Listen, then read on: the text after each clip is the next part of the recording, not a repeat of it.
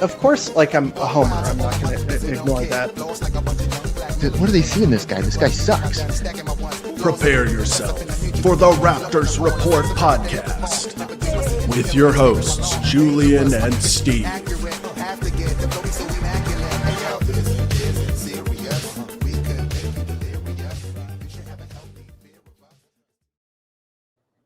Welcome back to the Raptors Report podcast, everybody. I am, of course, Steve, and with me, as always, my co-host, Julian, who's a bit under the weather. So I'm going to be taking a bit of the lead here to help save his voice for as long as we can. Julian, how you doing?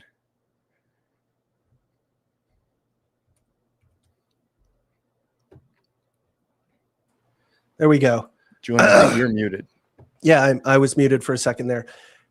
I wish I could say I'm like great, but I am getting better. My wife is now sick, and yeah, I got to take care of the kids now. So, things suck in a different way, but I'm getting on with it. How about you? I'm doing all right. I've avoided it so far. So far, so good for me, but I'm sure it'll hit me at some point. I imagine that what you have is probably what Emmanuel quickly had that caused him to miss the NBA Cup. Yeah. So, that's going to be one of the things we're talking about today, the NBA Cup, how that went. We're going to be talking about Anthony Davis trade rumors, what that could potentially look at. We've got a fun little breakdown of some season report cards, the Raptors report cards for the top 11 players in the rotation.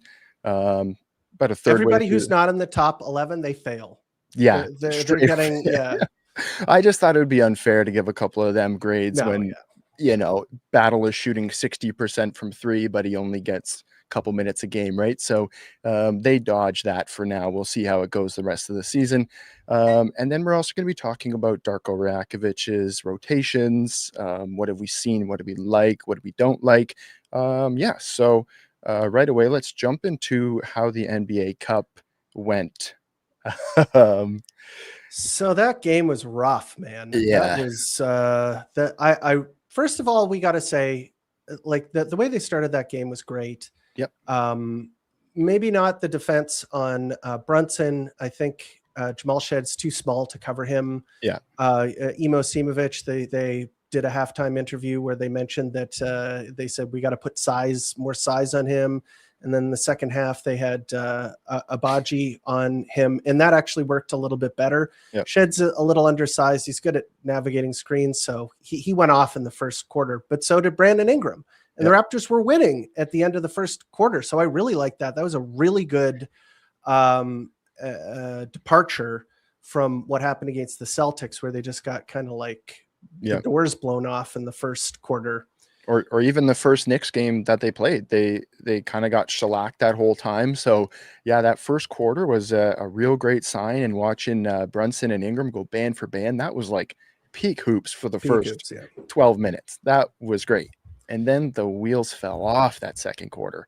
Oh my God! I blame the bench. Yeah, that really kind of how basketball is a game of runs. Yeah, and a lot of the time, if you screw up so badly, you can just kind of dispirit the team. Yeah. And the Knicks are so good, they're a really good team, that I think you got to be leading going into the fourth if you want a good chance. Well, especially when the Raptors are shorthanded, I think you got to go into things with the lead. Yeah. And they kind of fell way behind, and then I think it was just all a technicality after that. Yeah, the little bit of a fake comeback thing was cool. They brought it within 13 points, but it never really felt like it was that much in reach. There was I appreciated it, but I liked the effort, and probably I could say four guys shout out to them for doing good work, but it was pretty bad for most of the players. Would have loved to see a lot more from Scotty Barnes and from Sandro Mamukelashvili. Had a rough night, really wasn't hitting anything. So Grady's minutes, I think the second Grady came into the game is when they lost it. Yeah. Not to put it all on him, but it was not pretty for him. It was a lot of Darko too, but we'll Yeah. talk about his rotations in a second, Yeah. and maybe that's one of the reasons that is a topic on the show. Yeah, honestly. And yeah, like Yak having some struggles which were uncharacteristic of Yak in terms of not catching passes and a couple of bad turnovers where he just threw it away where Stupid, yeah. it wasn't clicking. It was not typical of Yak. So it's like not convinced that that's, what he is now, but it was definitely brutal to see. And I had a lot of moments where I was like, I should turn this off, but I didn't. I waited till the end and yeah, watched our bench come in and give some minutes, but yeah, pretty rough to go out. But again, the Knicks have a lot of talent and you're down 2 starters. I mean, what can you really expect, right? Was pleased. I wish it could have been like the game I described, like where they're maybe leading going into the fourth, or it's like a 2-point game going into the fourth where it's more back and forth. And I mean, as soon as I heard Quickly was out of this game, I'm like, okay, well, this one's cooked. I mean, Quickly is the best shooter on the team. Yeah. And when you say like Scotty had a bad game, he is the guy who is the rim pressure in the starting lineup, especially with RJ out. Yeah. And you've just subtracted one of the biggest forces of shooting gravity from the team. So it's hard for him to get downhill and go to the basket. Yeah. So like there's a whole bunch of things. It's like a cascading effect. And we've seen the results of that with RJ being out. But obviously I didn't go into this game expecting a win, although I did enjoy the first quarter. So yeah, at least we got one good quarter out of it. Yep. It's just kind of you flush it, you move on, and you watch everybody else compete for the NBA Cup. It was fun being invested in the Cup, considering the years before we were out like 1 or 2 games into the initial round robin. So I think they lost every single one of their game ones. Yeah. I think they've been eliminated. Like as soon as the firing pistol was started, they like slipped on a banana peel right out of the gates. Just exactly. Not fun. Which is why I never cared about it that much in the first place, because I was like, I'm not really invested, right? Yeah. And so it was fun while it lasted, I guess, but you move on, right? Yeah. Okay, so I mean, I guess we should also move on. Now we could go into the player grades if you want to go into the report cards. Yeah, so we've got our Raptors report 1/3 of the way. Look at these graphics that Steve made. I'm usually in charge of the graphics, and he made these. So thank you. I'm gonna we'll put it on the fridge. The Raptors report fridge. So so we've got a 1/3 of the season report cards. We're mathematically not exactly 1/3 of the way into the season, but we're close, so we're gonna call it that. So we're gonna start off. We'll say first semester. Yeah, first semester. That would have worked perfectly. I was looking it up, and people were like, "What's a quarterly type word for 1/3 of the way?" And people were like, "Trimester," and I was like, "Trimester." So weird. So we've got our honor roll. So that's kind of just 3 players that we picked, and we happen to agree on 3 of the players who have been kind of the standouts of the season so far. Obviously, Scotty Barnes, who I labeled as the Swiss Army knife. This guy is leading in a lot of the categories for the team. We know he's a do-it-all guy. Emmanuel Quickly, pace setter. I said that because he is one of the main drivers of transition, and we really felt that yesterday without him. I felt like the transition was a lot slowed down without him, but when he's in there, when he's available, they play a lot faster and they play with a lot of pace. So kudos to Quickly for that. And then, another thing, if I can just steal just a second, like one of the things about pace is that you need a person to pull the trigger, right? Yeah. And I think we see it a lot when he's out, is that there's a lot of the balls being thrown around the perimeter, like who's going to take the shot. Yeah. And guess what? There's one guy who does like to take the shot, and most of the time it is the correct thing to do, and it's Emmanuel Quickly. So yeah, exactly. And Brandon Ingram, it's a game changer because he's had some struggles recently, but you can't deny that the half-court offense improved substantially with the presence of Brandon Ingram, and the whole way that they play on offense has changed drastically as he draws doubles very quickly. And it's really kind of changed the way that the Raptors have played. And he's got a game winner in there. He's had a couple of clutch buckets. Certainly last night, he was the only player who really came to play. So I definitely say he has performed as a top player on the Raptor squad, which is good because these are the 3 top earners on the team. So it's good that they're at least matching that. Yeah, for sure. And Brandon Ingram, he kind of rescued his grade with the past 2 games. Certainly did.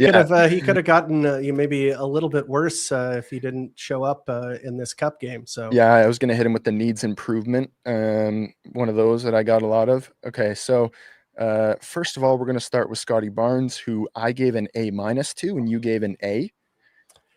Team rank wise, I could have put a lot of stats here, but I think the most interesting to me is that he's first in blocks and steals for the team and second in point per game.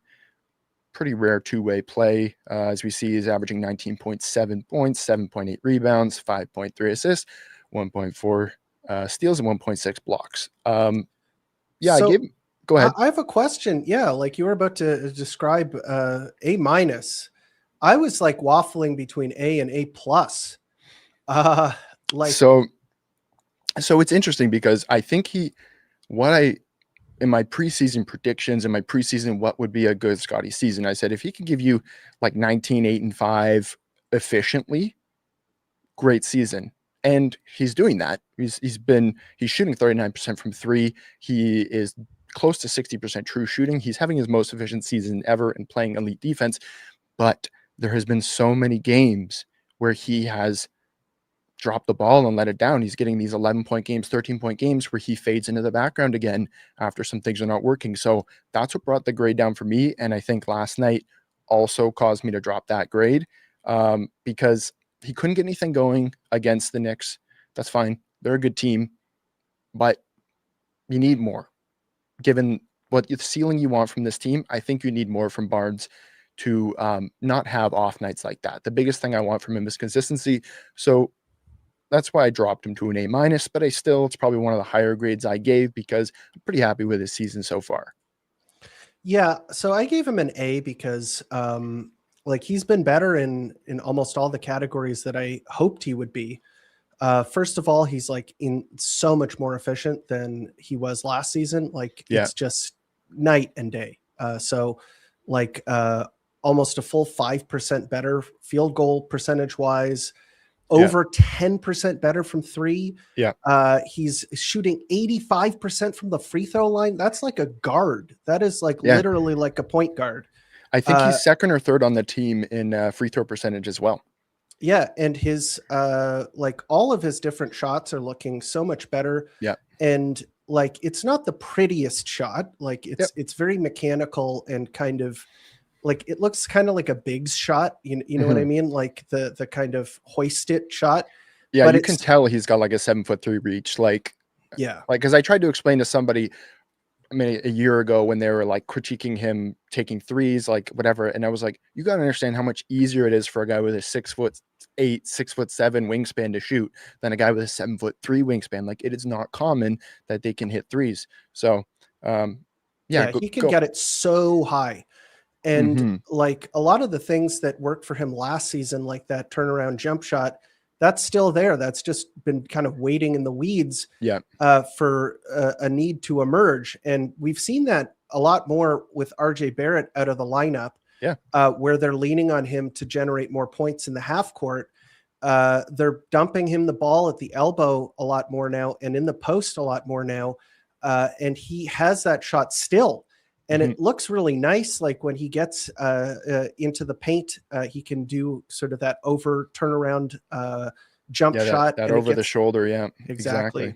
Nice and high. And it's pretty accurate too. And like, that is just, I mean, those are the things I wasn't expecting to be as good. And the things I was expecting, he has delivered on again. He's like one of the best defenders in the NBA, in my opinion.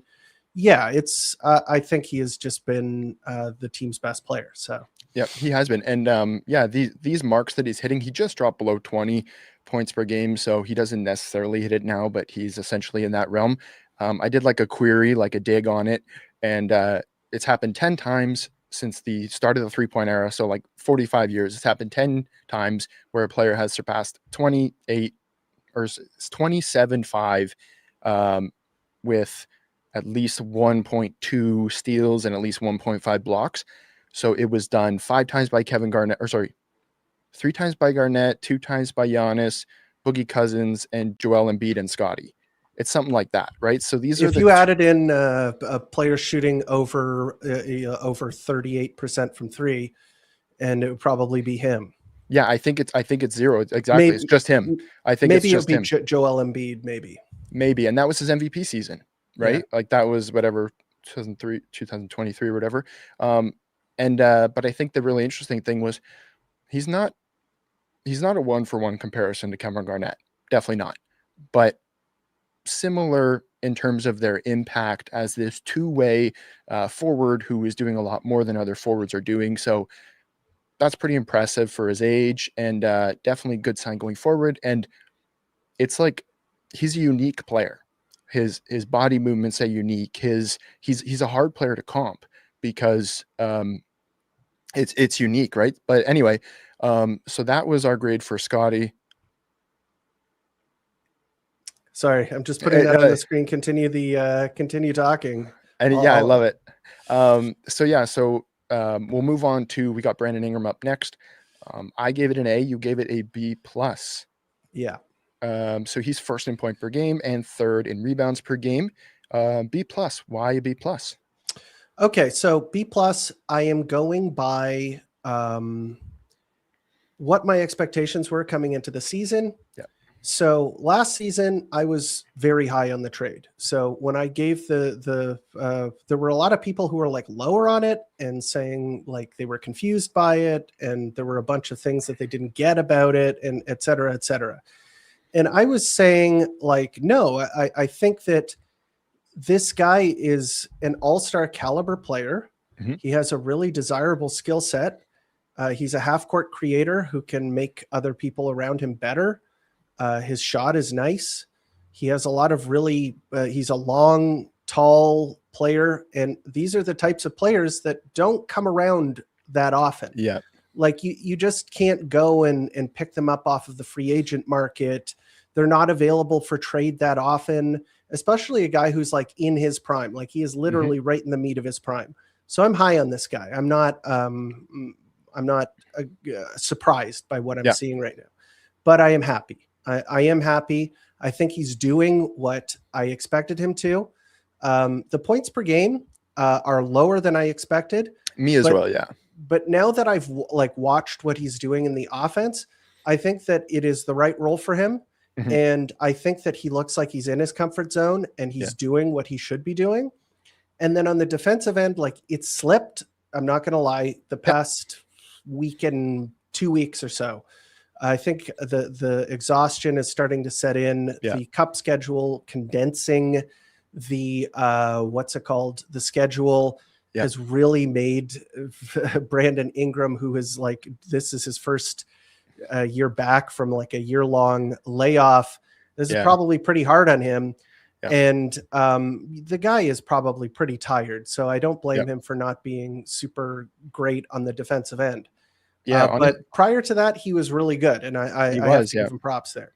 Yep, and honestly, like the fatigue that is now affecting him is one of the reasons why I have him as an A, being that he is like third or fourth in the league in minutes played, like total. And this is a guy that played 18 games last season, so he's already surpassed it by like 7 or 8 games, whatever. He has been available. He has played the most minutes on the team. He's ahead of Scotty by like a couple dozen minutes, whatever, right? But that's far exceeded what the book on him was, what everybody warned you about him, right? So I'm giving him some credit for that, because it's really not easy to all of a sudden be playing, what is that, like a third more games than you did, and you're looking down another 50 odd games, right? So definitely I think he deserves some credit for that. And yeah, I've enjoyed him getting on the glass.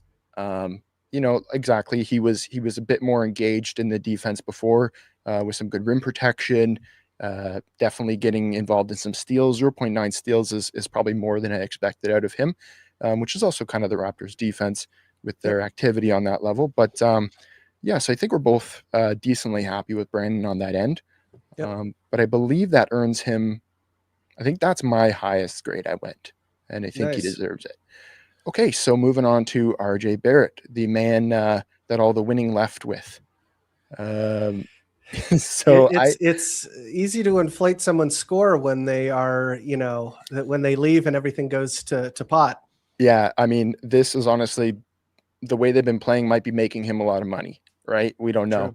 True. But yeah, you gave him a B, I gave him an A minus.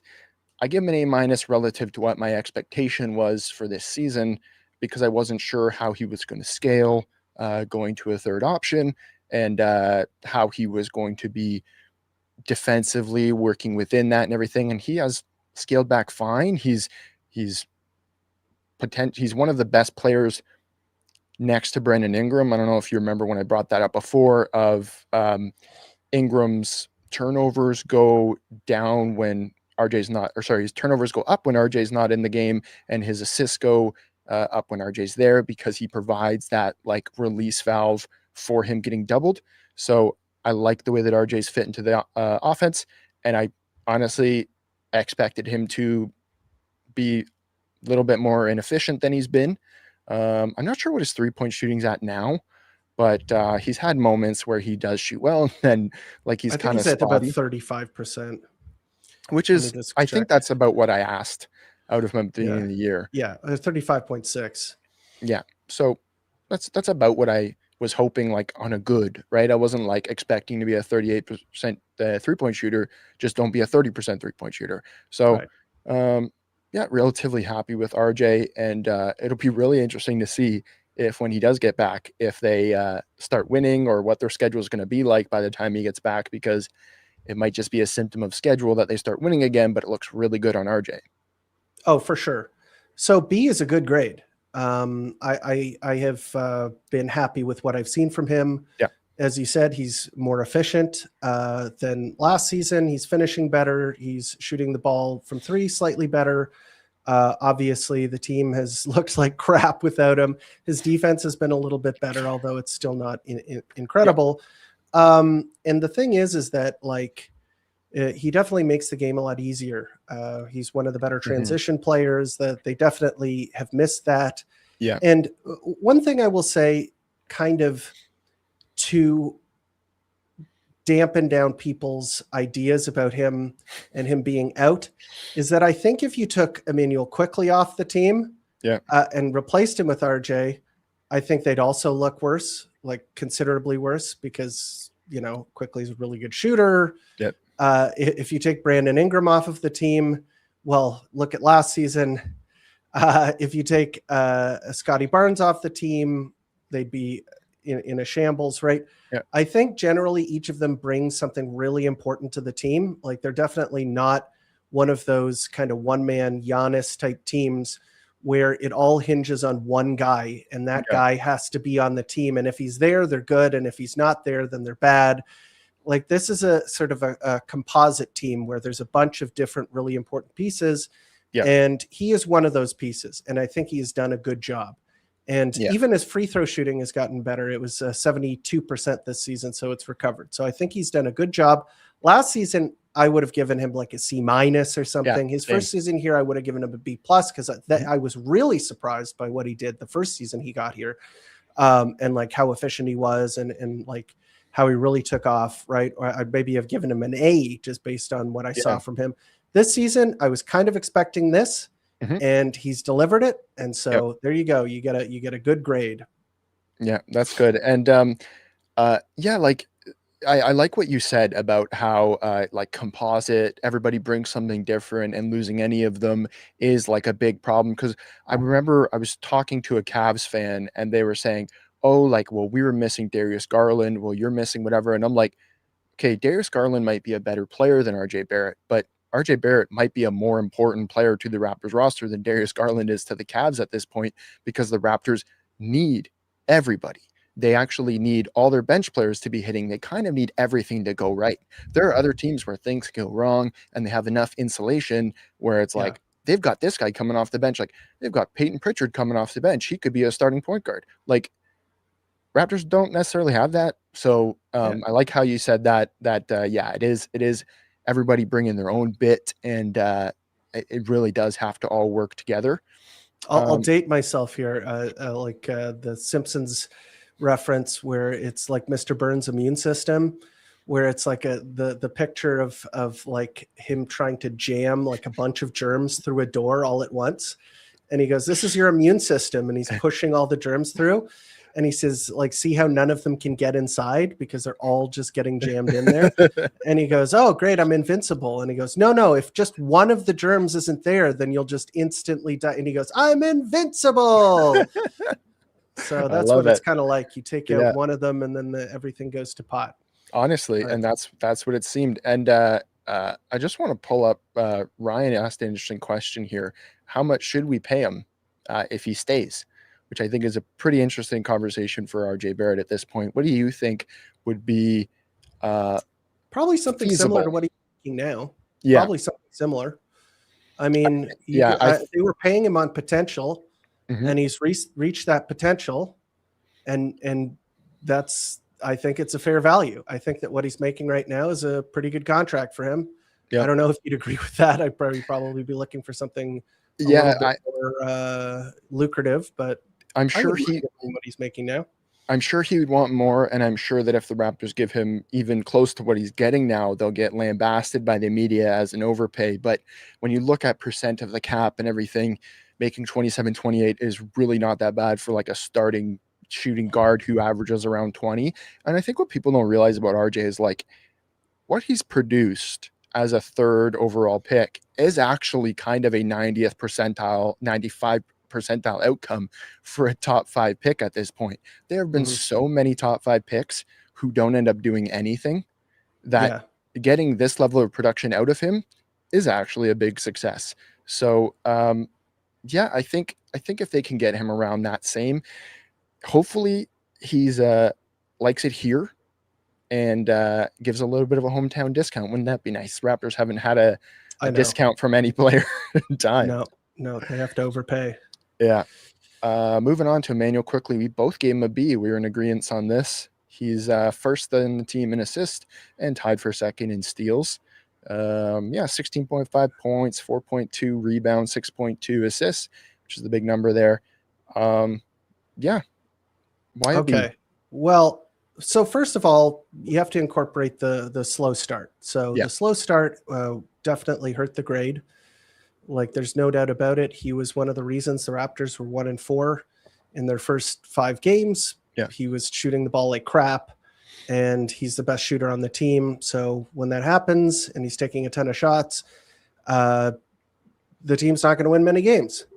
And so he needed to get going. And once he did get going, like if you were just taking the composite of the rest of the season, I would say he'd probably get a B+. I'd say like that would definitely be where I'd put him, because I really appreciate what he brings to the team. I know there's a lot of people, like when they signed him, I said, Toronto hates shoot first point guards. They don't like it. Canadians are socialist at heart. They like to spread things around. They want to give presents to the neighbors. They want to make sure that everybody's taken care of. Nobody goes hungry. Everybody is, getting their fill. Everybody eats. And, the Americans, they love they love their shooters. They love their shooters. And self-made man, that's what it's all about there. True. You go out, you take your own shot, you make your own shot, and you're the best. You're the big gun, right? So that's my theory. But I like that analogy. I think that what he brings to the team makes sense with the rest of the roster. So Scotty Barnes is a really good passer. All of the other players on the team for their position are great passers. So you can afford to have a guy who kind of is more of a shoot first point guard. And it's not like he doesn't pass the ball at all, although he has been kind of making me a little upset recently with his decision-making and his inability to pass the ball to Scotty Barnes in certain situations. And yes, I agree. There are definitely some flaws in his game and with his decision-making. Sometimes his decision making isn't top notch. It's not like Steve Nash level. Don't get me wrong. Yeah. This guy is a certain type of player. He's not like a facilitator. Yeah. But go on. I was just going to reiterate, like, this team needs a guy who wants to take shots. Yep. Really, that they really do. True. Like they want to swing the ball around and have it land in this guy's hands and for him to jack up a shot. So, he's doing his job. He's shooting 38% from three on a good volume of shots. And that's exactly what you want from Emmanuel Quickley. Yep, definitely. Like, totally agree with that. And I would say that the decision-making is what like is the reducer of his grade to me. I think talent-wise, he's got a handle. He can shoot. He does have a floater. It's when he takes it awkwardly is when he's not hitting those, right? So it's the decision-making that frustrates me at times. His baseline out of bound struggles. He's had 2 or 3 5-second violations. Just not put him in that position. I don't get it. He's the smallest guy on the team. Exactly. It doesn't make much sense to me. Scotty should be the one doing it. He's the best passer. He can see over everything. I don't know why they have Quick run off a screen and get a pass from Scotty. He's the fastest player on the floor too. Exactly, right. Instead, we have to see these slow-mo replays of Scotty being wide open and Quick going, I can't see you, and then 5 seconds. So, yeah, that's what drags it down for him. But talent-wise and effort-wise, I've loved his effort. Right, defensively too. Yeah, the other game where he had 30 was against the Hornets, whatever, when everybody got blown out. He was one of the only guys that came to play that game. And he said after, tired is not an excuse. This is why we train. This is why we work hard in the summer so you don't get tired. And I really appreciated his candor. Yeah, exactly. Right. So, and I think that that's a good motivator in the locker room. So I appreciate that about Quick there. Yeah, no doubt about it. Moving on, we have Yak. I gave a C, you gave a C-. He is first on the team in rebounds, first in field goal percentage. He's been quite efficient, but he is averaging a 10-point per game, which is significantly lower, like almost 5 points lower than he was last season. And leading the team with 8 rebounds per game is not great. Why? One of the reasons, obviously, health and availability has dramatically impacted his ability to be an impactful player on the floor. But I did some digging and I pulled up per 36 stats for centers, right? And he is 31st in per 36 rebound stats for centers behind a lot of guys. And I filtered out like guys who only played 10, or 5-6 games, whatever, right?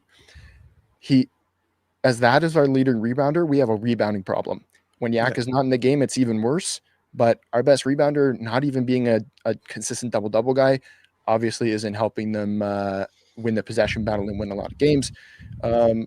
And yeah, I mean, it really just comes down to his availability. Why did you go C-? You got to grade what you see.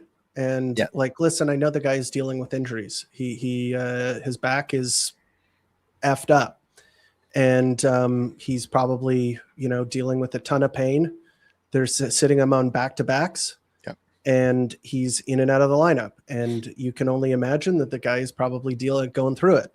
So you don't want to be too rough, but at the same time, as I said, you got to grade what you see. As you said, the rebounding hasn't been good. He hasn't been moving well. Yeah. The thing that he still does really well is the screens. Yeah. And the finishing has been fine. The finishing has actually been pretty good. Like the floater is still there. Yep. He can make layups. He has good hands. He can do that kind of stuff. And there are games that he's had that have been good. Then there's other games where he doesn't have the kind of zip and explosiveness that made him kind of an interesting player for his position. One of the best things about him at the center position was that he had 7-foot center size and strength, but he could move his feet kind of like a power forward. In that, you're not feeling like you want to have him play only in drop coverage when he is on the court. A lot of bigs in the league, you simply cannot have them play at the level of the screen. They're just going to get blown past every single time. And that's how it is this season. But last season it wasn't. And he made the defense look a lot better when he was in the game because he could track on the perimeter. You could bring him up to the level of the screen. He could trap players on the perimeter. He had good active hands. He could do that kind of stuff, along with the finishing and the screen setting and all the stuff that we know he can do. Yeah. But this season, he is just kind of a shadow of his former self. And it is sad because I really liked watching him play last season, and I was really excited to see what he could do this season. And it just hasn't been impressive. But hopefully the long layover that they're going to be getting the next couple of weeks or so is going to let him rehab and get his back in shape. Hopefully. And I think, I mean, most people can see it. He needs some help. He needs a backup big who, I mean, Mamu has been great offensively, had some decent reps defensively, but he's not 7 foot. He's not an immediate spot filler for Yak. And you need a guy who can maybe take 5 minutes a game as well off of Yak, right? If you can drop Yak down while he's still rehabbing to like 26 minutes a game and not have to play through as much pain, I'm sure he'll start to look better as he rehabs. And I think they are doing him a disservice by not getting him help. But the Raptors seem to hate getting backup bigs who are actually 7 feet tall because they kind of balk at every possible opportunity to do that. Yeah, it's kind of disappointing that they and it seems like they've gone and released a lot of the guys that they could have developed at that position. Yeah. Maybe Chomshay sucks in practice, like he probably did, but it would have been nice to see a guy who's like literally 7. Well, I don't even, was he a legit 7 footer, but he was like 6'10" or still something. Growing. He was 6'11", but he was like 18, 19 and still growing, right? And built like a brick. Like he looked like just like a gigantic square with a marble on top. And was third in the G League in shot blocking. He, I'm hoping that that's just a health related thing. And Chomshay still, I know he's still going to 905 games randomly. So hopefully he's still in and around. And that's maybe why they're not filling the spot. But even a guy like Carlson, right? We see him on OKC. Yeah. He had like a dozen points in like 6 minutes or something the other day. And it just, it stings to see because that's a guy you had, right? It's literally about minutes eating. Yeah. Like that is one of the most underrated things in the NBA. Yeah. Is that, and center is like a minutes eating position. Yeah. Because when a center is doing their job, you don't even notice that they're on the floor. Nobody pays attention to rebounds. Yeah. Nobody pays attention to strong side, like rim deterrence. Nobody pays attention to any of the things that they do really, or like layups. It's like, yeah, it's a layup. Yeah. Who cares? You're supposed to do that. Those are like important things that centers do that nobody cares about. But when they're not there and it's not happening, then you get like, you tear your hair out. And whenever he's out of the game, Jakob Poeltl, everything goes to pot even more than when he's in the game and hobbled. So yeah, they need a solution pretty quick. Yeah, look, I see some comments about AD, so why don't we just touch on the AD thing right now? Yeah. We'll come back to the rest of the grades, so stay tuned for the rest of the grades. Yeah, so in terms of Anthony Davis, right? They've been one of the 3 teams rumored it, and I don't know why Detroit's in there. Jalen Duren looks fantastic. I don't know why they would even be considering to be in that, but it was the Raptors, and it was do you remember who else? The Hawks. The Hawks. Okay, right. So that's interesting, and they certainly have the firepower to pull off that trade, right? What are your thoughts on an Anthony Davis trade for the Raptors? The only way that I would consider an Anthony Davis trade is if the Mavericks are desperate and they're trying to recoup value on him before, he leaves in free agency. Yeah. Because the timeline is such a mismatch with him and Cooper Flagg. Yeah. Like it's pretty obvious at this point that the blueprint that Nico Harrison was trying to come up with, which was AD plus Kyrie Irving, that's just not going to work. And the daylight is burning on that. And they probably want to move off of him sooner rather than later. And if they're desperate and nobody else is picking up the phone and giving like a reasonable offer, like I could see a situation where the Toronto Raptors give up, say, like RJ Barrett, Jakob Poeltl, Grady Dick, and a first-round pick for Anthony Davis. And I'd be like, yeah, probably. And people might question that, but he is right at the tail end of his prime, but he is still in his prime. Like if you watch him, like I watched him the other day, the guy is an elite player. Yeah. He is one of the best defenders at his position, if not the best.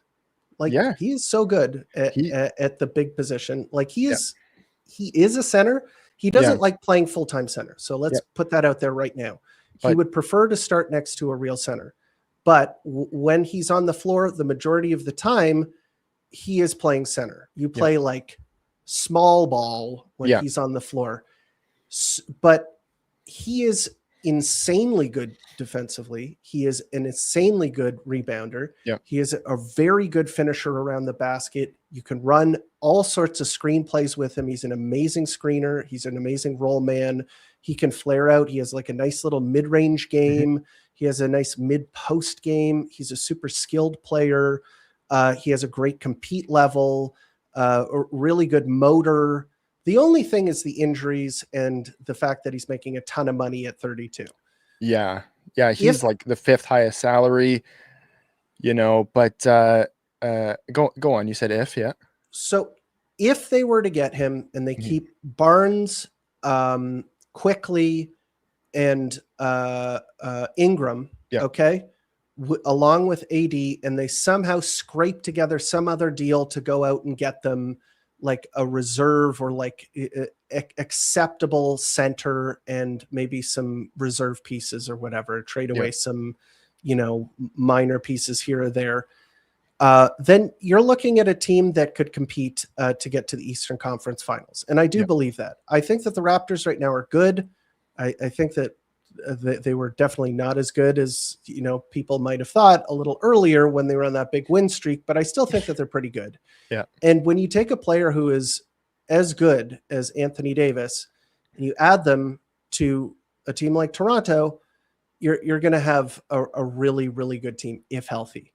And of course, listen, it's a gamble. I understand that. The guy is a Band-Aid. He's played under half of the games that he's been able to the past 7 years. And you also have Brandon Ingram on your team. And they're making a ton of money. I'm just thinking, like, if you want to go for it, then go for it. Right? If nobody's stepping up to the plate and giving them an offer and it doesn't cost too many future assets, then I could see them going for it.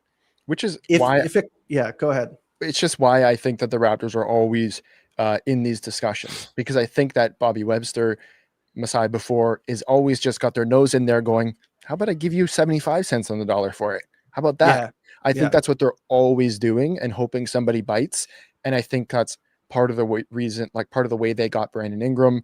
There was only one other team competing for him. And as far as I know, he kind of said, I'm leaning towards Toronto over Atlanta. And we had a bit of they wanted our first or something better, right? Or that Pacers first, which anyway, they traded that away. But I think that they're always kind of scratching to see if they can get a good deal out of it. I don't think that they would sell the house for him. So I think if they actually get seriously involved, I'm not too worried, because it means that they're probably not going to overpay. And it would be a high ceiling, like a high end talent upgrade for sure, because he immediately, like if you're swapping him and Pirtle, that's obviously, he makes 3 times the amount of Pirtle, but he's also a significantly better player on both ends, right? He would literally take a team that is already good defensively and make them a top 5 defense in the entire league by himself. Like, listen, I know that the guy is always injured. I know he's got street clothes, this and that. But even when the chips are down, like the thing is that he's being held up. A lot of his most recent play, especially when he's been in the playoffs, when he's playing against a top 5 player all time, Jokic. Top 5 player all time, Jokic. Top definitely 8 maybe or something. I don't know when the dust is settled, and like doing a pretty good job. Like he didn't stop him, of course, but it was like, guys, you can't be that harsh on this dude. He is an insane defender. He is so good defensively, and he is also an all-star offensively. Yep. So he would instantly take the team into the stratosphere in terms of defense. So just keep that in mind when you're evaluating him. And I think he would value playing with Scotty in the front court because Scotty gets on the glass. Scotty does everything. When you see a guy like that playing with you, I think what he doesn't like about being forced to play center is he feels like he's the only guy banging around down there and getting bumped up, right? But he's got a guy like Scotty down there with him. Mm-hmm. I think he'd appreciate that. And if you're looking at like playoff potential matchups, right? Like you're looking at the Knicks or something. Okay, now we're not really worried about Cat or something, right? We're not really worried too much about like Jalen Duren would be a tough matchup for him, but Nemayesh Keita is no longer a worry. Nemayesh Keita punked Yak by being more mobile and more athletic, right? So it solves a lot of things, but it is exactly what you said. Is it a go for it move? It is a we no longer believe in Grady. We're moving him. We no longer this. We don't care about our 2027 pick or whatever. And boom, you move it, right? And he's got 2 more years at 60. One whatever, is a player option. I am not third is a doubting player option, right? This is a big gamble. Yeah. I just wanted to address this because I saw this in the chat. Poor work ethic, injury prone on the downside of his career. The final 2 are fair. He is injury prone and on the downside of his career. The first one's not true. The guy has fine work ethic. It's not about how he conditions his body. It's not about how he takes care of himself. He's always been ready to play. He's always been doing all the things that he should be doing. Mm-hmm. It's just he is, a lot of the time, bigs especially get injured and have recurring injury issues. It's not that he is some bum who is like going clubbing and like not taking care of himself or something like that. No, he's just injury prone. Yeah. And the thing is that being on the downside of his career, he's on the contract for the next 2 seasons. Okay. He'll be 34 when he's done. Like guys like Al Horford were meaningfully contributing going on like 36. Okay. Yeah. In my opinion, you get 2 years of Anthony Davis. Okay. And then you can choose what to do with it. If in those 2 years, the gamble is correct and he has a relatively healthy 2 years, or at least you make it to the playoffs and then he's available, then guess what? You just became a team that no other team in the Eastern Conference is comfortable playing against. It's true. Because you immediately have the best defensive player in the matchup. Yeah, you immediately have a guy who is one of the best post scorers in the matchup. You immediately have the best rebounder in the matchup, best shot blocker. All of these ticks all of these boxes that you don't really have to worry about. Mm-hmm. So, like, it's a gamble, but I'm saying that gambles become worth it the less you have to leverage yourself in order to get that player. If I was out here saying like, give up 3 first-round picks and like pick swaps and like, okay, take Grady out, put Jacoby in, maybe like give up RJ and quickly instead of RJ whatever and they ask like for, whatever they ask for or something like that, then excoriate me, call me a homer or whatever. But I think it would be negligent for the Raptors not to try and kick the tires on this guy because he is a Hall of Fame. He's going to be in the Hall of Fame. He's at the NBA 75, where they take the top 75 players of all time. He was on that list. Mm-hmm. Okay, so let's just pump the brakes a little bit on the disrespect. But I get it. I get why people wouldn't want to do it. Yeah. Okay, like and I understand. Narratives stick to guys, right? Like AD played 76 games, not last season, but the season before, right? He had a very healthy season that year. That's more games than Yak has played in a season, but Yak got held out for certain reasons and stuff as well. So it's kind of unfair to put that against him. But look, I groaned when we traded Valanciunas for Marc Gasol. I was like, that old guy? Come on. Yeah. And then I watched him play for 5 minutes and watched how he elevated the team. And I was like, okay, all right, you could trade a first as well. I don't care. Right? Yeah. Just want to say this, like not a great rebounder. He, the past 6 seasons, let's say, he has averaged 13 rebounds a game.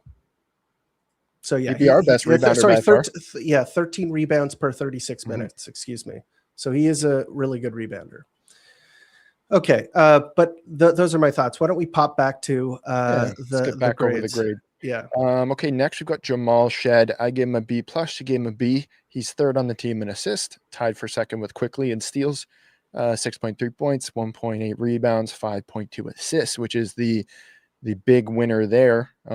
Still top 5 in the league in per 36 assists, up there with guys like Jokic and per 36 assists, which is kind of just speaks to his activity as a playmaker the second he gets in the game. Why did you give Jamal a B? Jamal has been really good. Like, first of all, yes, as a backup, if you're really good as a backup, you're a good player. Yeah. But he has shown me a lot of stuff this season. He has gotten better at the things he was weaker at, and he has really leveled up, I think, as a playmaker. Mm-hmm. I'm a little disappointed in terms of some aspects of his defense, and I think a lot of it's out of his control. Yeah. Just because of his size. Yeah. There are things that he does on the court that nobody else on the team can do. He is an elite playmaker. Yep. Like just a fantastic passer, a fantastic pass maker. So it's not just about being able to map the court and know where your teammates are. You have to actually make the pass with accuracy to get it to that player. And he's got those passes. Like, he's got such a great array of passes in order to make his teammates better. But obviously he has big holes in his game. Number one, he's small. Yeah. We saw it against the Knicks. I think I mentioned it already. He's too small to guard Brunson. Yeah. Players who can create space easily, players who are taller than him. He's very limited in the types of players that he can guard. He will go out there and get you a bunch of deflections, illegal screen calls. He's probably the best in the league at that. He is, well, maybe Davion Mitchell, but yeah, that's true. He is a dog. Like, he is going out to win every possession, and I love that. Another thing is that he is not a good scorer. Yeah. So, like, he can't finish at the rim because he's too small and he's not athletic enough. Yeah. And he doesn't have a mid-range game like a pull-up jump shot or a floater or something that allows him to not get blocked. And he's been getting his shots swatted. Yeah. Oh my God. Was that him who got that OG one yesterday where he just Mamu fully windmilled? Oh, Mamu that was crazy. Yeah. But him and Grady got erased by OG, but somebody else blocked. I think it was Mitchell Robinson who erased his shot, but he's been getting blocked all over the place. Yeah. So he does certain things really, really, really well, and he does other things poorly. Yeah. And that's why he is a backup point guard right now. Yeah. But I think that he has potential, that he could work on the aspects of his game that he's not good at right now and continue to improve and continue to, like, he has potential. Like, I don't know where it could end with him. Like, could he be a starter someday? Is he going to be good enough to stick in the league? Like, there are a lot of questions that you got to ask about this guy. Yeah. But he is playing really well. Yeah. And I expected him to be better this season because I really liked him last season. So I gave him a B. Yep. I like it. Yeah.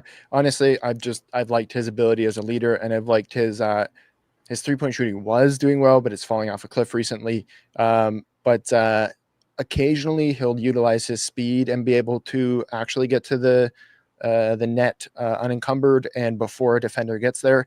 That's been nice. But yeah, he struggles with the self-creation. So yeah, definitely there's still some question marks about him. And I just want to highlight Mike's question here, because this is something else we wanted to talk about in regards to Elijah Martin.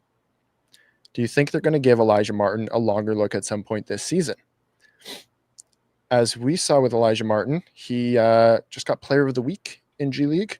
Yeah, well, we could take a break from this certain segment because we were going to talk about him. So yeah, Mike, you've highlighted one of our talking points here. So yeah, as Steve was saying, Elijah Martin won Player of the Week in the G League, and he was averaging like 26 points per game, like shooting like over 40% from three, I believe, on like a good volume of shot attempts.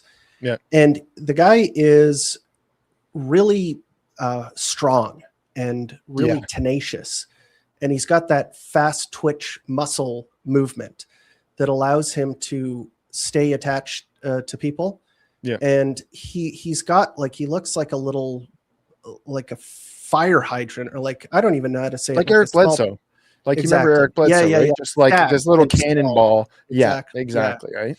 And he's kind of like a shooting guard. That's pretty much what I would say. Like maybe Norm Powell, like if he hit the tippity top of his ceiling, maybe like not as good of a scorer, maybe a bit better of a defender, that kind of thing.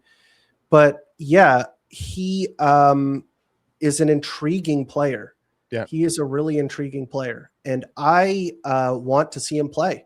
I thought he played really well off of the bench, the loss against the Boston Celtics. Yeah. And then even last night, like, so the Knicks, for whatever reason, like they were playing it like it was the group stage, and they were leaving their starters on against like the third stringers. I was like, what's going on here? But it let me see something really cool, which was Elijah Martin guarding, oh gosh, Brunson?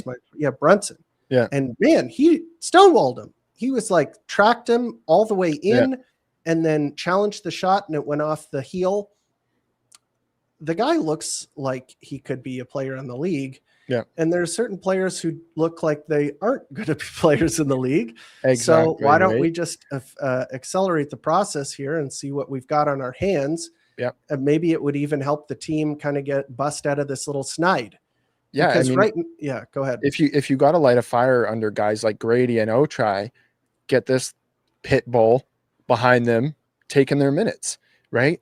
Because that's what happens when these guys are not living up to their draft position, or like those are two lottery guys, right? Ochai was lottery, Grady was lottery, and they've both been disappointing, right? So why not give Elijah a chance? I guess my only concern with him is he a very good low leverage hooper?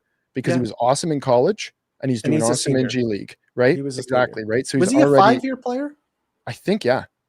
So I think so, right? He had that first year in the COVID season, so he stuck around. I think he's a 5-year player. So like the guy is not a spring chicken or anything like that. Yeah. And it's not like he has like super amazing stuff to scrape from his upside. Yeah. But that's not exactly somebody that you'd want to give minutes to at this point. You don't want to give it to somebody who's raw and needs to develop. You want to give it to a guy who's ready to play now. Yeah. And it's kind of been the trend that teams are going, right? Like Nick Clifford getting picked just outside of the lottery. They're looking at it and going, I've got a tight cap crunch. I need a guy who's ready now, who's not as expensive as a vet, right? So yeah, he might be that kind of guy for the Raptors, right? Yeah, exactly. And like the thing that Elijah Martin does is that like he shoots the ball, he likes to score, he can cut, he can do stuff like, hey, what kind of player are the Raptors missing? That sounds like kind of an RJ Barrett kind of player. So yeah, they need who can maybe do that. And we know some players who can't do that. So swap the minutes. Yeah. All right, let's get back to the grades here. Yeah. So moving on, we got Grady, who I gave a big D for Grady Dick there, and you gave an F. Honestly deserved. He's 9th on the team in point per game at just 6.3 points per game. Significantly worse than last season in that aspect. 4th in free throw percentage is the best team rank stat I could pull for him. He's shooting like 31 or 32%. He's our guy who's supposed to be a shooter, and he's not shooting it. And I don't know if he's ever been shooting it. He had that streak where he was averaging 20. Even then, he was only shooting like 35%, right? So he's been, on the whole, pretty disappointing. And he's losing a lot of minutes the second you put him in. So, he's got one of my lowest grades and probably your lowest grade as an F there. Yeah, for sure. So F is people are afraid to give Fs. If you ever look at any kind of, review or anything like that, if you ever watch, what's his name? The Needle Drop, he'll give albums zeros that he's like, this album's no good. Yeah. I give it a 0.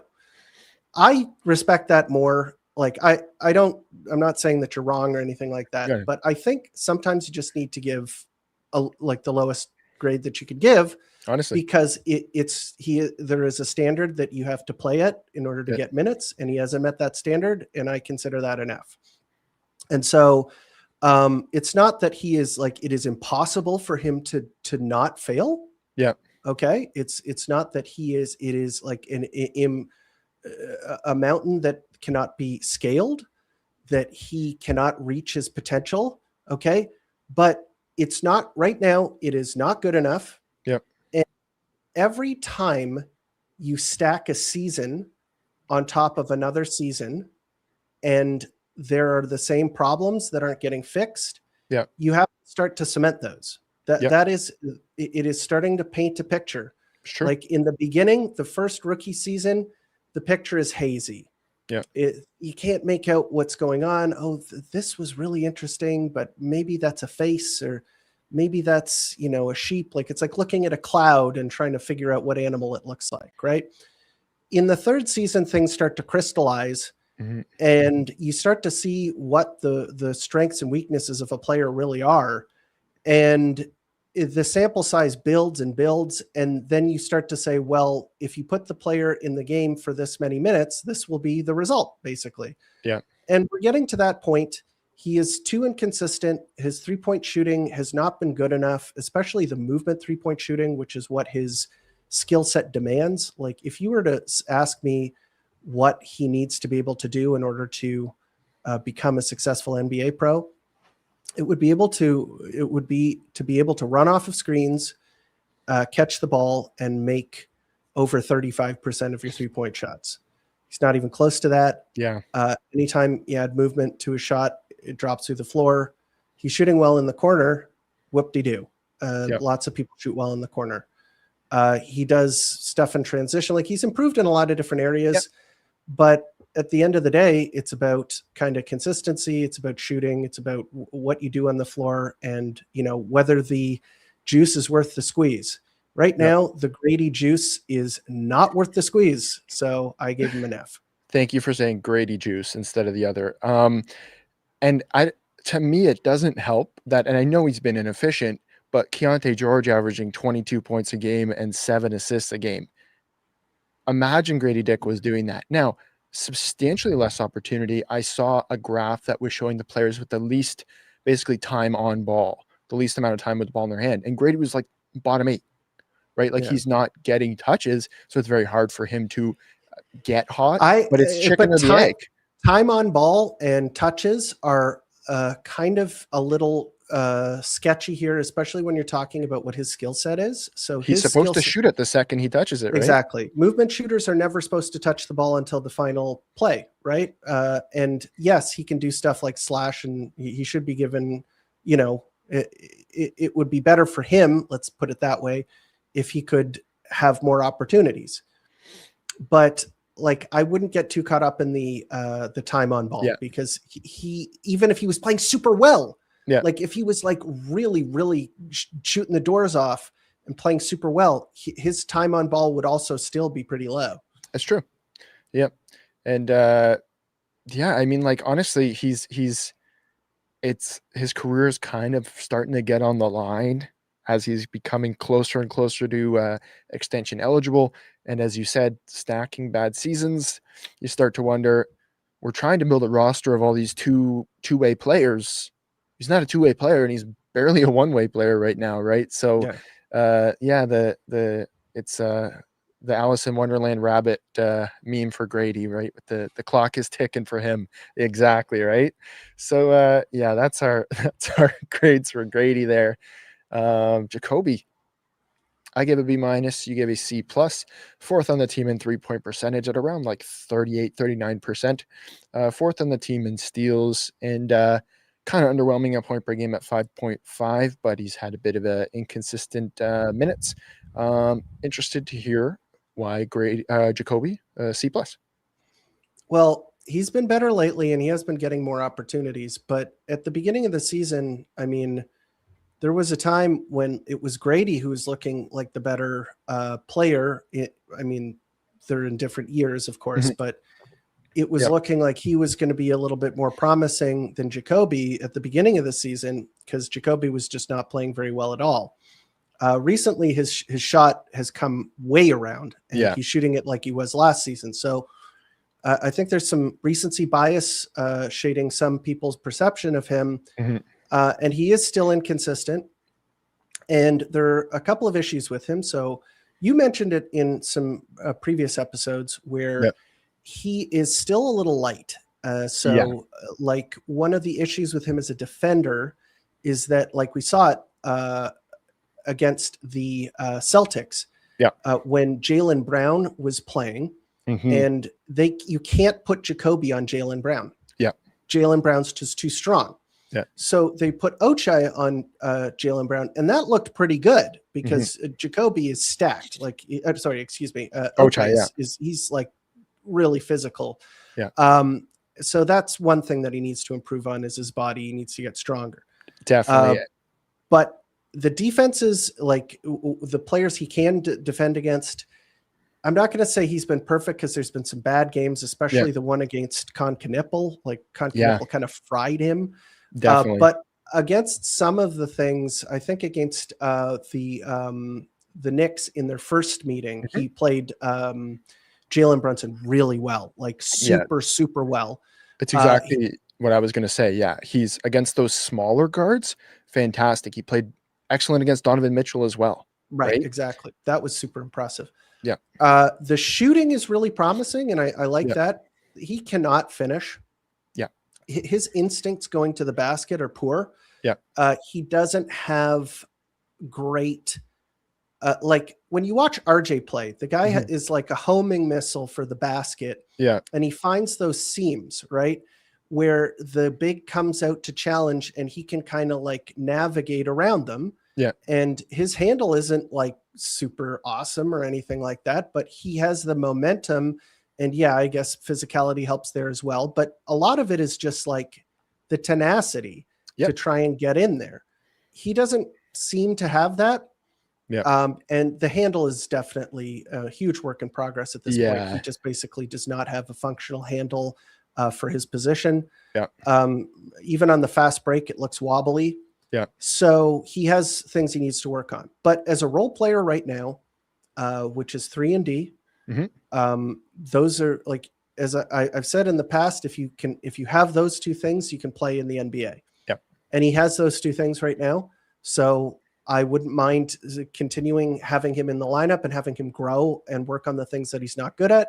But that's like a work in progress grade. That's like a C+ grade. And so I'm comfortable giving him that grade right now, especially with his slower start to the season. Yeah, for sure. Moving on to Sandro Mamukelashvili, who I gave a super high grade to, I would say.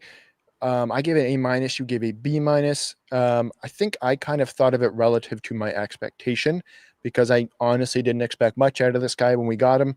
He's 6th on the team in point per game, 4th in field goal percentage. He has been pretty efficient, and he has struggled to shoot the last couple games, but he was one of the best shooters early on, and just a wonderful surprise for a guy that you grab a couple days into free agency on a minimum, right? What are the thoughts behind your grade? Maybe I was a bit too low here, the way that you like mentioned it. You're right. Like, he has exceeded my expectations going into the season. Maybe I could grade him based on the number of minutes that he's getting. Right. So for 20 minutes a game, that's a pretty substantial chunk of minutes at the power forward position, where the Raptors are kind of deep. Like, they've got him, they've got Brandon Ingram, they've got Scotty Barnes. Like, he is technically a power forward. Yes, he plays center. But when he's playing on the court, a lot of the time it's with Scotty Barnes, and Scotty Barnes is the center. I have been kind of disappointed in his rebounding. Definitely. So when you look at the per 36 stats, his past couple of seasons, they were a lot better than they were this season. He was averaging, like, I believe, I'm just quickly pulling this up right now. He was averaging 10 rebounds per 36 minutes last season. He was averaging almost 12 the season before per 36. Wow. And this season he's averaging only 8. So, I mean, if you're playing him in a front court position, ostensibly at the center position. Scotty Barnes, if he's your center, he's not a good rebounder, so you need to have another rebounder on the floor with him, and he's not good at that. His shot started off like mega hot, and has regressed. Yeah, these are all I'll start with the criticisms because we've seen more of that recently. Yep. And the last thing is that he's not really a center, so. Yep. I don't even think he's that bad of a defender for a position. Like if he's playing power forward, if he had a competent, like an actual backup center, like his defense is pretty good. Like he actually goes out and competes and he's trying to block shots and he's picking people up on the perimeter, hustling, moving his feet, like swinging at the ball. But like he's not tall enough. He doesn't have long enough arms. He's not a rim deterrent in the way that a center should be. So let's get those things out of the way. I have been very impressed with the completeness of his offensive game. Yeah. So when you watch him play, the guy can do a little bit of everything. He's very fast on the ball, and he's got a very competent handle for a big. Like I would say, great handle for a big. He can put the ball on the floor with both hands. He can curl to the basket. A lot of the time, if you put a big on him, he can get past them. Going to the rim, especially if they bite on his pump fake, he's at the basket. The other thing is that he's a good passer. He can make nice reads either in the post, like a lot of the time, if he's guarded by a smaller player, they'll put him in the post. He can use his back to the basket game, find players out of the post, score in there a little bit as well. And then there's the shot, which has been more miss than hit recently. But if you look at his shooting percentage, he's shooting like 37% from three on decent volume, especially per 36 minutes. So yeah, he's been good. Maybe in retrospect, I would bump it up to a B because I think they're having him play a little bit out of position. So you can't, a lot of my criticisms are of him as a backup center rather than maybe what he should be playing. He does seem to be a guy that Darko trusts. And because of that, Darko's like, go out there and save these minutes, go do that. Right. And there's been a couple times where he's getting some grenades where it's like Scotty defers to him and he has to pump and drive and he makes something out of it. Right. So I've been pretty impressed with that from him. So overall, I think we're both pretty happy with what Sandro's done so far. Yep. Okay. We got our guy CMB here, the rookie, third in 3-point percentage on the team, which is probably the biggest shocker. Not high volume, but he was supposed to be one of those negative guys on that end. Third in field goal percentage. He has been efficient, even with a couple of games where he has not looked so great on that end. He's still efficient on the season. 7 point per game. He is outscoring guys like Grady and Jacoby. He's jumping them pretty easily. I gave a B+. You gave a C+. What are your thoughts on CMB? I loved this guy coming out of college. Okay. Yeah. I was so high on him. I was like, this guy is going to like revolutionize the Raptors. Yeah. He's going to be so good. Our first episode was the draft and you were pumped. Yeah. I was that super pick pumped. Hit. Yeah. And he has been good. But there are some things that haven't been as good as I had hoped they would be. Right. First of all, I think the 3-point shooting is a little fake right now. He hit a ton of threes earlier in the season and just has not even attempted any recently. So I just don't know if that's like a real thing or just like a low sample size thing. One of the things has been the rebounding. So I know that the rebounding looks okay, like 3.3 rebounds in 17 and a half minutes isn't like terrible, especially for a rookie. Let me just get that per 36. But yeah, that's under 7 rebounds per 36 minutes. So that's not very good. Yeah. And he was one of the best rebounders in college. Exactly. Yeah, so that was where I expected him to make a big difference. Definitely. He has made a lot of mistakes on defense, and I expected him to be like he is. First of all, there's two things here. He is both a super high feel player and very smart and really reads the game well. but he's also a rookie. Yeah. And he is making like a ton of rookie mistakes when he's on the floor. So there is that, like, he'll leave his man to double at the wrong time, or he'll, overhelp in a certain situation or underhelp in another situation. So there's some issues there. I also feel like there are invisible nights from him. Yep. Where I think that he could be more assertive. I think that he could be trying to drive the ball a lot more. And I feel like that there are other players in his draft class that have kind of been like more impressive than he has. Obviously, I think that he is getting less of an opportunity than someone like Derek Queen. Yeah. But I had him like way higher than Derek Queen. Yeah. Derek Queen looks like going to be a future superstar, which I didn't expect. I'll be honest right there. So like maybe I'm grading him based on seeing other players in the class. It's not really fair to him, but I was expecting a little bit more from him. But at the same time, I'm still pleased with what I'm seeing from him on the floor. Like last night was a good example of that, where I thought he played the game like when you watch him play, he'll do like 10 things in 10 minutes where you're like, oh, that was good. Yeah. Oh, I liked how he did that, or like he got a deflection here, or maybe he forced the ball out of somebody's hands with a smart double or whatever. Like the guy is reading the game at a high level, and I'm still very high on him as a prospect. In fact, I had him as one of like my top rookies at our draft slot. So I'm still very high on him, but I need to see things in certain areas, especially the rebounding and especially the assertiveness. So yeah, for sure. Makes a lot of sense.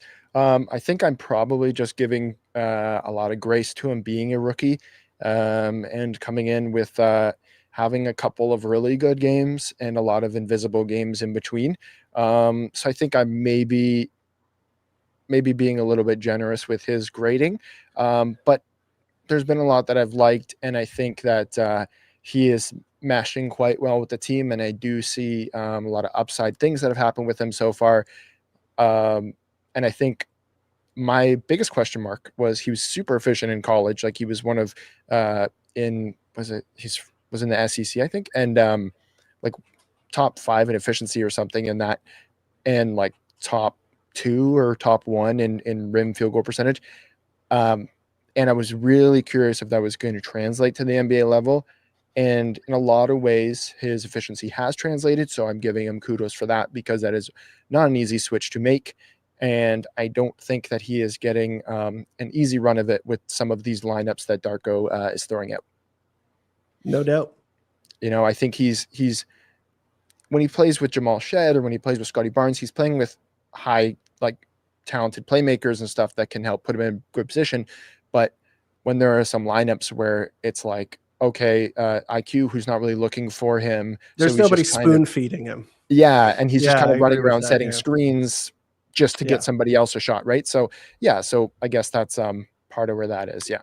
He's not the silver spoon baby who's being given the little, getting his hand held and walking. Yeah. Like he's the hard Scrabble kid who has to, help his mom. I don't know. Jesus Christ. I don't know where I'm going with this, but he is not being babied for sure. Yeah. And now we hit Ochai, who I believe is our last player on here as part of the main rotation. He saved himself from an F. Yeah. The past couple of games. Yeah. I'm going to tell you right now. That has been substantially better. Whatever it was the other game, he hit his first corner 3 of the season or something. But he's been hitting shots. He's been defending well these last couple of games. A lot of my grade is based on the beginning half of the season and the fact that he is shooting 9% from 3. Where he's at right now, this 3.4 point per game, 2 rebound, like less than an assist. Last season, he was over 10 points per game. He was one of my favorite 3-and-D players that we had, and certainly kind of low cost around the league. I was quite happy with him. That's not been there, and he's falling out of the lineup and losing trust with the coaching and all that stuff. But gaining it back these last couple of games. So that saves. Oh, wow. Hold on. He's playing 15 minutes a game. Yeah. Okay. I'm going to have to change that to an F. Listen, I did like what I saw from him at like 3 points in 15 minutes. That has got to be one of the worst things. That's got to be the worst in the league. I mean, there's got to probably, be right? there's got to be there. Or what's his name who plays for? Is it who's the worst? Tyus Jones, right? Who does Oh he play yeah, for? yeah. The He plays Nets, for is the it? Magic. The Magic. God. Yeah. He's got to be lower because Yeah. he's He went for insane. like an entire month without scoring or whatever. Yeah. But 3 points in 15 minutes. I thought he was only getting like 8 minutes a game or Oh, something. and he's shooting 9% from 3. Okay, Like, listen. I think I'm sorry, I Ocha. You've been probably should playing have put. better lately, but we're gonna adjust this grade. I carried the one wrong, and I got your grade incorrect, and I probably unfortunately have a fail again. at this point. I'm probably being too kind with the D-. He should probably be sitting at the F. It's just it's quite disappointing because like he's not a sole guy losing you games, but a guy who's a 15-minute per game player who was expected to be a big part of the rotation and expected to potentially be the 6th or 7th man. Yeah. He's losing. He's scared to shoot. That's the first thing, but it seems like that's changing. So like this is the of course this is the first semester. This isn't the final grade. But it seems like it's changing right now. Yeah. That he's not as scared to shoot. But earlier in the season, when a shot stopped falling after like the first, 4 games or something like that, it was hot potato. Yeah. And the thing about a 3-point shooter is that you got to have the nuts. Yeah. To be able to pull the trigger. And you can't just like, if you miss, you miss. Yeah. And one 3-point attempt in 15 minutes, that's what he averages. And that's your only skill on offense. Yeah. Other than fast breaks, I'd say. Yeah. That's not enough. You got to empty the clip. And if he did that, I think that it would probably go back up again, but he's passing up open corner threes. Mm-hmm. I hate that. That is my least favorite thing is that when there's a player open in the corner, they are a 3-point shooter. And they don't take the shot. That is what you're there for. No, exactly. That's why you're there. Exactly. That's literally your job. Like you'll see Scotty drive into traffic, kick to the corner, and then he swings the rock. Or BI gets doubled and or try to drive it or something. Yeah, right. And like he's had a couple dunks, sure. But he's also been blocked at the rim a couple times. And like that'll happen, whatever. But you're probably the most athletic player on the team. His athletic testing. He had that sick block on Cat last night. Yeah, that's true. But his athletic testing was superior to VJ Edgecombe's in verticality, speed, all that stuff. That was a couple years ago now for him, but he's still in incredible shape and he's still only like 25, right? So he's not declining athletically, but he's a guy that you need to be like your most active running down the floor, dunking everything, taking every shot. If he's going to be a usable role player at all, and he just isn't.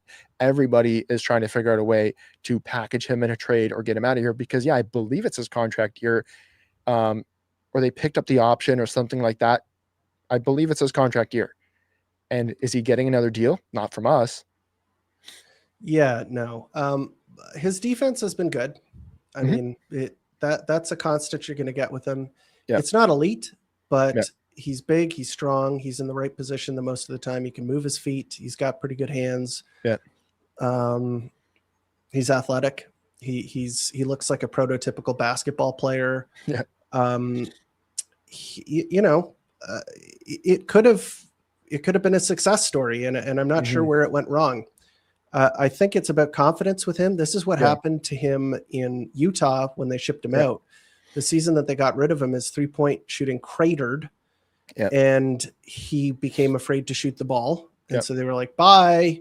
And then he came to Toronto in that one trade. And he was also scared to shoot the ball in Toronto. He's kept passing up open corner threes like he's doing this season. And I was like, oh, God, they wasted the pick. Yeah. Well, I mean, the pick they sent out, which was Isaiah Collier. Yeah. And last season was like, oh my God, like what a revelation. They got this guy. He looks like the prototypical 3-and-D player, exactly. All that kind of stuff. And then this season has been a disaster, like absolute disaster.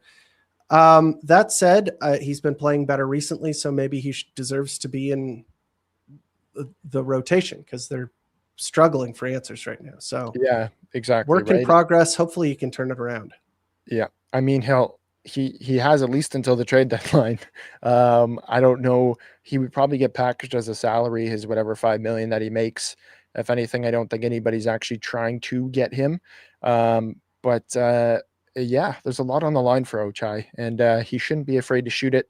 And whatever shooting pill Darko gave him last season, everybody mocked that video where he was teaching him how to shoot again. He needs to do it again because obviously he forgot. Give him the Coles notes. Yeah, exactly. Yeah, so that's that for our player grades. And I think the only other thing we wanted to go over quickly is Darko's rotations. And we've kind of gone over it a little bit, yeah. but we could go into it again. I think mainly we don't want to have to beat a dead horse here because we've been talking about the rotations over and over and over again. But it was easier, like to Darko's credit, the system that he's implemented, and when everybody was healthy, it was kind of, everybody was looking good. Everybody was kind of had a niche and they were trying to do their thing. It's only been recently when, you know, players are missing and the machine has kind of, the gears are getting stuck and everything's not working as smoothly, that his sub patterns have not adjusted. And I think that has always been his flaw, has been his sub patterns. Definitely. And how much rope he's willing to give a player, because he's the friendly, like, never give up hope dad who is trying to help his son, his sons, his many sons, achieve greatness. And as we saw, that is, he may not be the greatest judge of talent. Remember when he was giving Malachi Flynn and Precious Achua these like spoon-fed minutes and bringing them off the bench at the same time every game, no matter what. And let me tell you, when I mean no matter what, I mean no matter what. Like, these guys were literally had the worst plus-minus pairing of anyone in the league. Like, it was an insane combo. Like the putricity of those two was like you could smell it through the screen. But the thing is that like the roster isn't as bad as it was then, so it doesn't look quite so bad. But at the same time, like especially last night, the sub rotations are starting to get like a little, they're not passing the sniff test. Where I get it, you want like to develop when you're also trying to compete and you got to bring guys along, but I think that there's like, to go back to the metaphor about parenting, as a father myself, I am always trying to help my children grow and get better. But a lot of the time you can't be the like nice 100% of the time.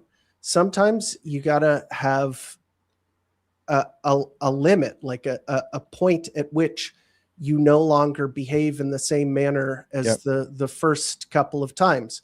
Sometimes you have to put a hard cap on whether somebody is going to get minutes. Honestly, look at the results that Joe Mazzulla gets out of a roster that has just traded away multiple championship pieces, right? They are now ahead of us in the standings, I believe. And do you think he cares about which player plays which minutes for their feelings? He'll look them dead in the face and go, I don't care. Who cares? Play better, right? Now, that's not Darko's style. I don't expect him to be somebody he isn't. But like the biggest thing that's been annoying me is the bench guys come in, they go on a run, they drag them back. Thanks for getting us back in this game. Go to the bench. I'm bringing the starters back in. Boom, they lose. The auto sub patterns. It doesn't make sense. When that overtime loss, the Celtics had, let's but yeah, so the Hornets game, the overtime loss against the Hornets, right? They sat LaMelo Ball. They said, we've got a couple minutes left. Colin Sexton is outplaying you. You're sitting. LaMelo Ball didn't cry. He sat on the bench. He cheered for his team. He didn't play in overtime. They won the game. Do you think Darko would have the balls to do that to any of the starters and go, Scotty, you don't have it tonight? Guess what? Sandro's playing better than you. He's going to finish the game. No, he wouldn't do that, right? But Charles Lee, who's a first or second year coach with that, is going to do that, right? That's the tone he's setting. And I think, I don't think he has that tough love, as we're saying in the comments. Yeah, so well, it's something to examine. And the number one thing is that I like Darko's approach. Yeah. In the grand scheme of things. Yeah. Where he is very positive and he's trying to uplift people. But what I would like to say is that it can't be the only strategy. That can be the majority of the time. Let's say do that 80% of the time. Yeah. Then the other 20% of the time, just like have a standard. Yeah. And if somebody falls below the standard, or somebody is outplaying somebody else, or you got to make a tough choice. Yeah. Make the tough choice that is the right choice rather than the easy choice. And I think he's making the easy choice that's the wrong choice a little bit more than I'd like to see. I'm not going to say every time or anything like that, but I've seen it a couple times this year. So I think that area, maybe pressure from management, we don't know what that's like, right? But I think that's something that Nick Nurse really disliked about his last year. I think he felt he was unable to coach Scotty Barnes the way that he coached other players. And I think that was apparent with the way that he talked about certain things. I think he was like, if I want to sit this guy, I don't think I can. I don't know if Darko has that same feeling. I think he just is more of a bring you up guy rather than be super harsh on you, which exactly, I think it has its importance and its time. But is that good for playoffs? Well, coaches win in playoffs. The guys who can do both, right? Not the guys who just love bomb. Steve Kerr is not a love bomb guy. He has no problem, F your feelings, you're sitting, who cares, right? Yeah. And but I would say Steve Kerr is kind of in the Darko mold of a guy who's trying to uplift and carry, like he is whenever you hear him talk about his players or whenever you hear him like going on about like he's always got his players' backs. And I don't think I've ever heard him call out a player to the media. Yeah. Correct me if I'm wrong, but I've never heard him go after one player, say like this player needed to play better. They weren't up to standard, this or that. But you're absolutely right that I don't think there's ever been a coach that can get away with not having that standard. So yeah, that's that. So with that said, I think that's about all we've got for the show. Absolutely.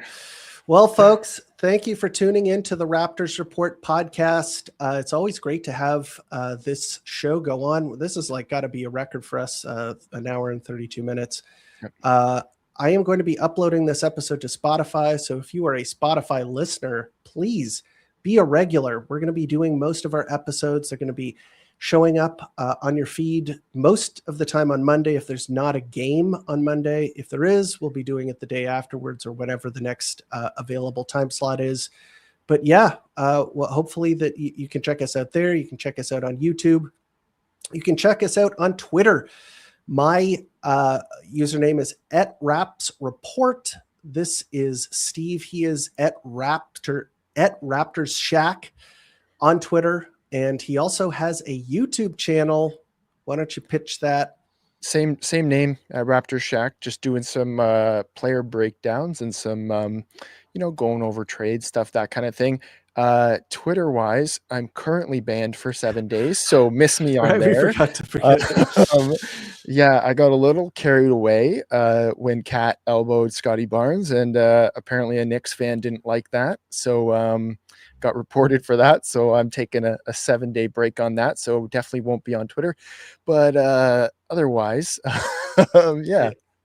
Okay, folks. Thank you for tuning in, and we'll see you again next week. Thanks, guys.